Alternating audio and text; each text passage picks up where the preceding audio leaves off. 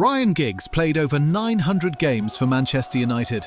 He won 13 Premier League titles, 2 Champions Leagues. He is one of the most decorated club players in the history of football. He never played at a World Cup, not once. George Weah won the Ballon d'Or in 1995, the best player on the planet. He played in Italy, England, France.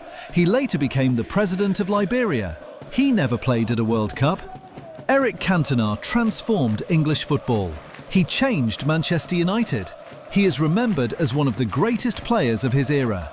He never played at a World Cup. These are not stories about bad players. These are stories about what happens when individual greatness and national football infrastructure do not meet. The World Cup requires 32 countries, now 48, to qualify through a system that is not designed to be fair. It is designed to be regional.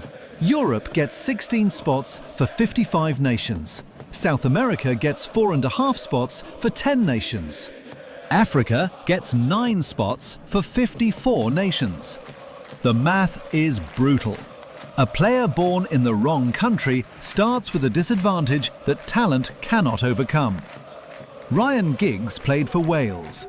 Wales is a nation of 3 million people competing in a UEFA qualifying group against teams from countries 10 times their size. Giggs played in a golden era for club football. For Wales, there was no golden era. The system did not give them enough chances to build one. George Weah played for Liberia. Liberia is a nation still rebuilding after years of civil war. Football infrastructure, academies, leagues, coaching requires stability and investment. Liberia had neither. Weah was an extraordinary talent produced in spite of his environment, not because of it. But one extraordinary talent cannot carry a nation to a World Cup alone. This is the pattern.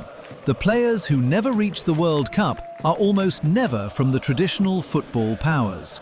They come from nations where the gap between individual excellence and collective infrastructure is too wide to cross. Andrea Pirlo, one of the greatest midfielders in history, played 4 World Cups for Italy. Xavi played 3 for Spain. Messi played 5 for Argentina before finally winning. The system rewards nations that already have the system. The individual pays the price when they don't. There is a harder version of this story. Some players do come from strong footballing nations and still never make it.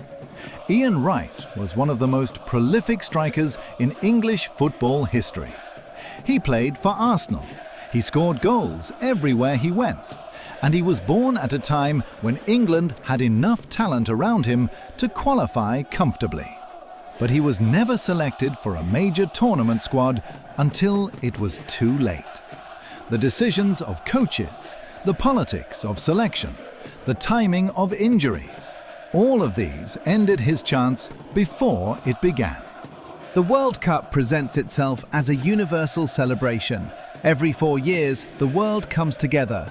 But the world does not come equally. Some of the greatest footballers in history watched it on television, in the same stadiums as the fans, because the country they were born into could not get them there. Football cannot control where a person is born, but it can control how many places it gives to each region. It can control how it invests in development across every continent. The expansion to 48 teams in 2026 was partly about this, giving more of the world a chance. Ryan Giggs retired before that expansion. George Weah retired long before it. The World Cup is the greatest stage in sport, but some of the greatest players never stood on it, not because they were not good enough, but because the stage was never built where they were.